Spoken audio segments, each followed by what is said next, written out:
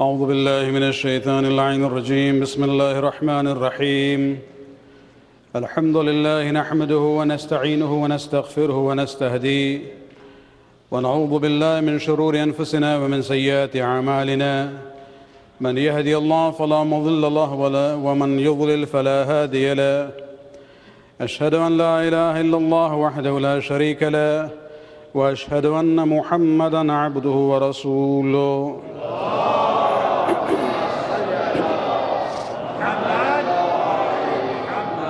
انتجبه لولايته واختصه برسالته وأكرمه بالنبوة أمينًا على غيبه ورحمة للعالمين وصلى الله على محمد وآله الطاهرين الذين أذهب الله عنهم الرجس وطهرهم تطهيرا.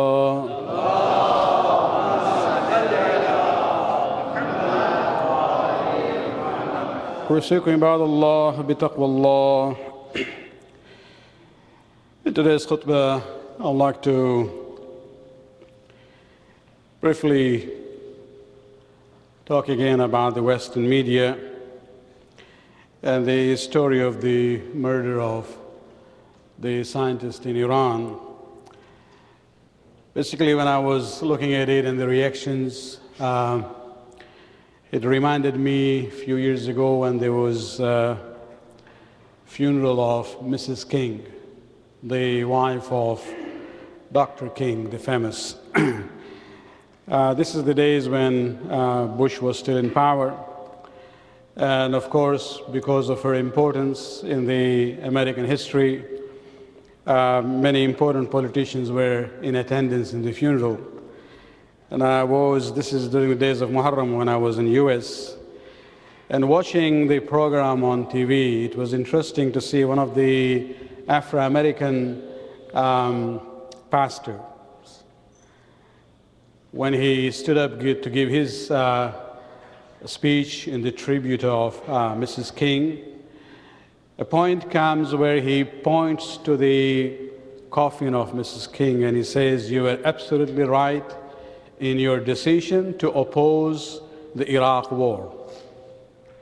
Clinton was there, Bush was there, all others were sitting at the back. And then he says something very important, which was, that's how he played with words. He says, because we found out that the war was fought on the pretext of weapons of mass destruction. But we went there and we saw there's nothing. There was no WMD, but he said there was WMD right here. Pointed towards Bush where he says weapons of mass deception. Not weapons of mass destruction, weapons of mass deception. And this is really, this is the reality. And everybody started laughing, even the president was laughing at himself. And when you look at that, in the last 1 year, at least 3 nuclear scientists in Iran have been murdered. This is not just the murder of individuals, this is actually murder of science and ilm. This is one way of preventing Iran from having its own, progress as far as seeking science and technology is concerned. It's interesting that America says it's nothing to do with murder of these scientists. But if you look at all the media, even in Canadian media, when they talk about it, they say Israel did not say yes, neither has Israel denied it. And you can see that, in between the lines, they point their fingers towards the state of Israel. And this is where we see, where is terrorism? How come the term terrorism is no more being used in this case? Just a little bit of suspicion on the side of the Muslims, immediately those labels come up. But when the Muslims become a victim of terrorism, state-sponsored terrorism, this term is not even used. According to one of the Shia journalists in England, he says this is not even an assassination. Just put it clearly, this is murder. Because when you use the term assassination, it has a political tone to it. This is pure murder. And this is where we come to realize that, the world knows about it, but nobody wants to come out and openly condemn this kind of terrorism. Even the Arab countries, unfortunately, they know this. But they sold their souls to the shaitan. And this is where, interestingly, Allah has His own ways of doing things. As they say very beautifully in English, that Allah has His own, mysterious ways of doing things. The truth comes out very clearly, very forcefully from whom? From one of the candidates running in the Republican Party. He's not going to win. If you look at the statements of Ron Paul, it's very interesting where he talks about this issue. His view about U.S.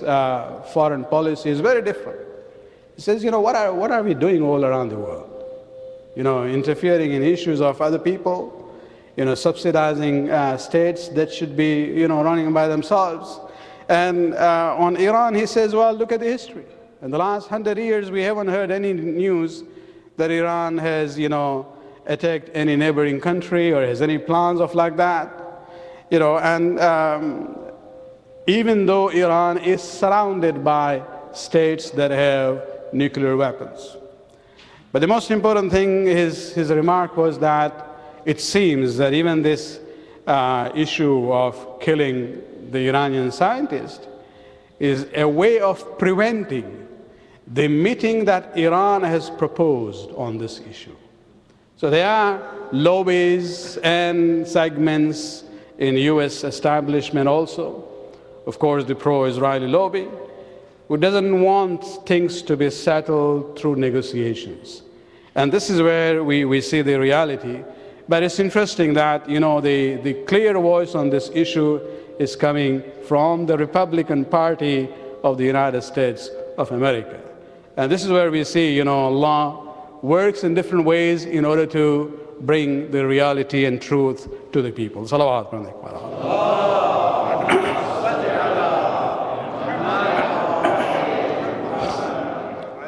May Allah subhanahu wa ta'ala, give power to those who are wise in making decisions at this time, which is really very critical time for our contemporary history.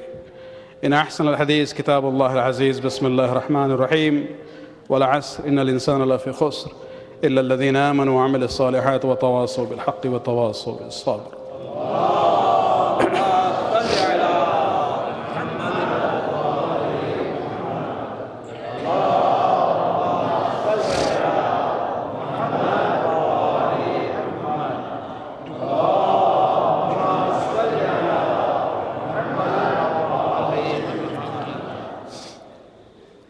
بسم الله الرحمن الرحيم الحمد لله الذي لا إله إلا هو الحليم الكريم غافر الذنب وقابل التوب وهو الغفور الرحيم سبحان من سبقت رحمته غضبه وبسط اليدين بالرحمة سبحان من لم يكلف نفسا إلا دون وسعها وعفى عن السيئات ولم يجاز بها سبحان من لا يزداد على معاصي العباد إلا كرما وجودا وعلى كثرة الذنوب إلا عفوا وصفحا نشهد أن لا إله إلا هو العتوه على العباد بجوده والعواد على المذنبين بحلمه ونشهد أن محمدا نبيه وحبيبه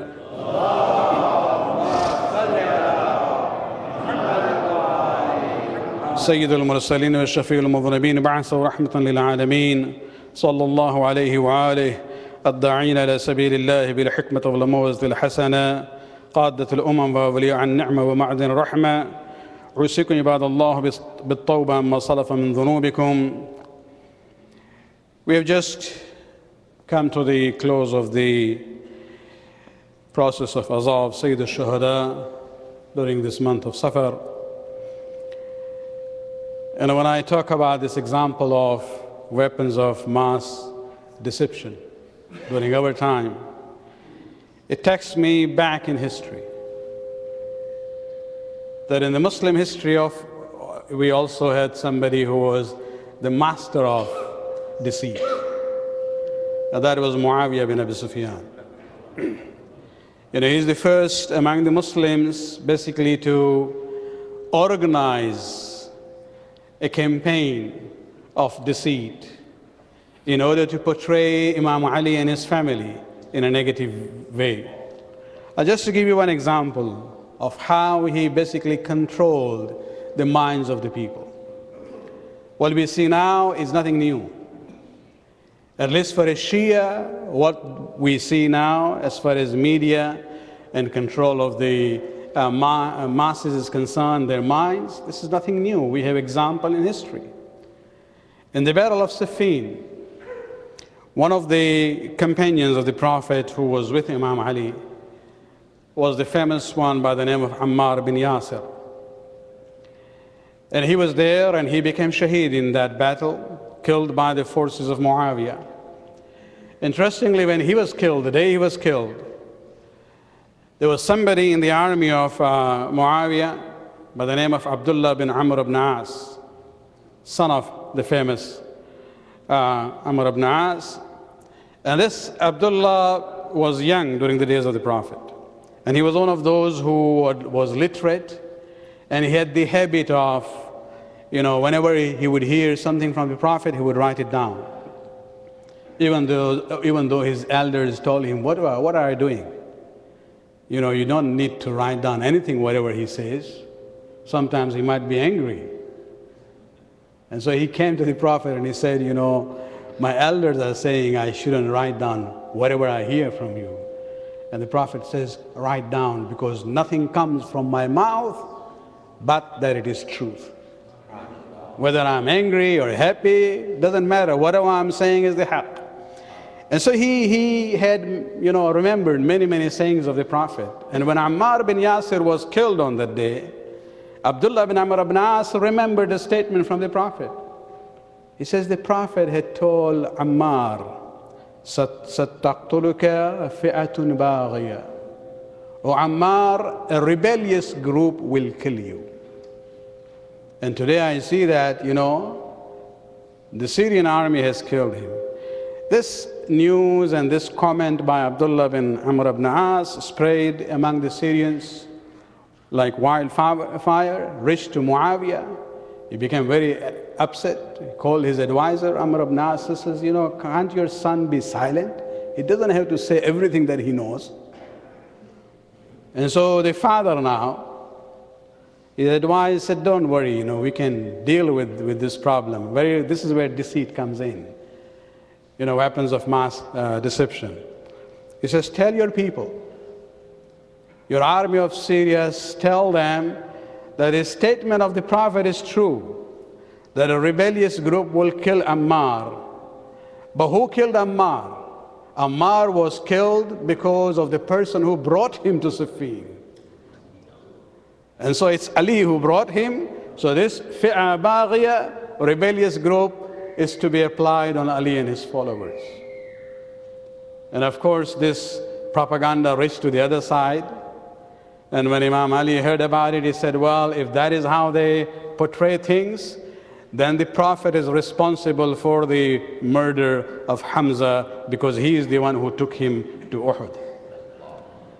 But the Syrians took this, garbage, accepted it. And this is where we see that, by the time of Imam Hussein alayhi salam,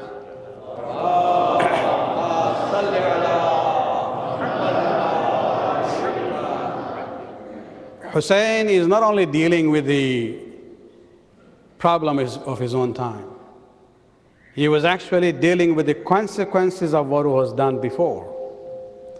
And he realized that there are two segments in the ummah. There is one who knows, but their conscience has died. And there is another segment of the ummah which is ignorant, which has been brainwashed by Muawiyah. And for both segments, you can't use one solution. And that is where we have, we have this azah of Imam Hussein for his shahadat, and also the azah for the women and the children who became captives.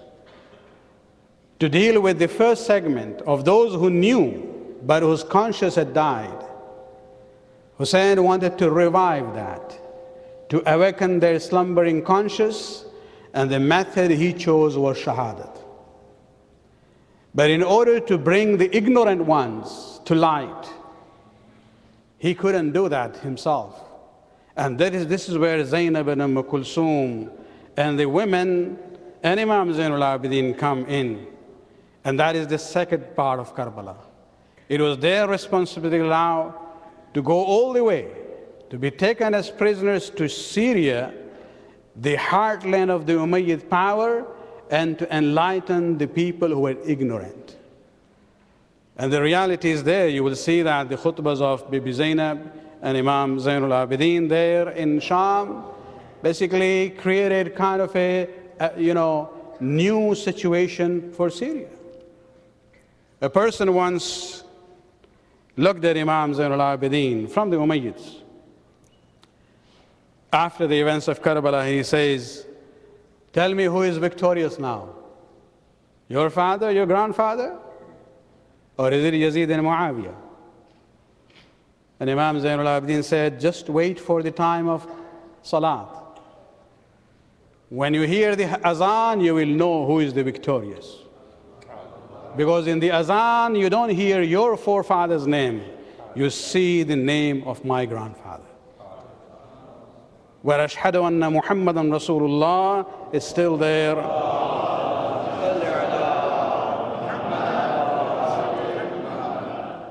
And so inshallah, when we look at the problems of our own time, related to the history that we have, it just says truth finally prevailed. The truth will prevail even now. This labels given to Muslims, the various kinds of, tarnishing of the image of individuals and communities and nations, this will become clear soon, because eventually the batil is going to disappear and haqq will prevail, inshallah. اللهم صل على سيد المرسلين وشفيع المذنبين نبينا محمد صلى الله عليه وآله.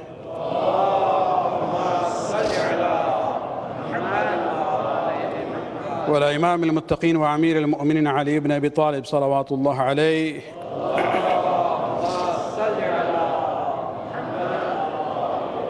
وعلى سيد نساء العالمين سيدتنا فاطمة بنت رسول الله صلوات الله عليها.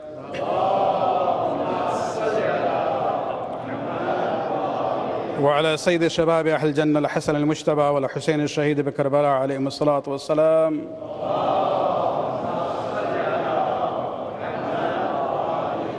اللهم صل على أئمة المسلمين علي بن الحسين ومحمد بن علي وجعفر بن محمد وموسى بن جعفر وعلي بن موسى ومحمد بن علي وعلي بن محمد والحسن بن علي عليهم الصلاة والسلام.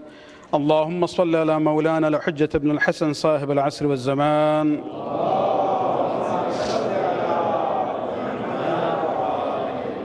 ماحي آثار البدء والطغيان هادم أمنية الشرك والنفاق حاسد فر البغي والشقاق صلوات الله وسلامه عليه وعلى آبائه الكرام ما اتصلت الليالي والأيام. اللهم عجل فرج وسهل مخرجه واكحل ناظرنا بنظرة منا إليه واجعلنا من المستشهدين بين يديه. وتفضل اللهم على أمرائنا المؤمنين بمزيد التوفيقات وازدياد الإقبال وعلو درجات. اللهم افعل بنا ما أنت أهله ولا تفعل بنا ما نحن أهله بجاه محمد وآله المعصومين صلوات الله عليهم أجمعين. اللهم اجعلنا ممن يذكر فتنفعه الذكرى. إن الله يأمر بالعدل والإحسان وإيتاء ذي القربى وينهى عن الفحشاء والمنكر والبغي يعظكم لعلكم تذكرون.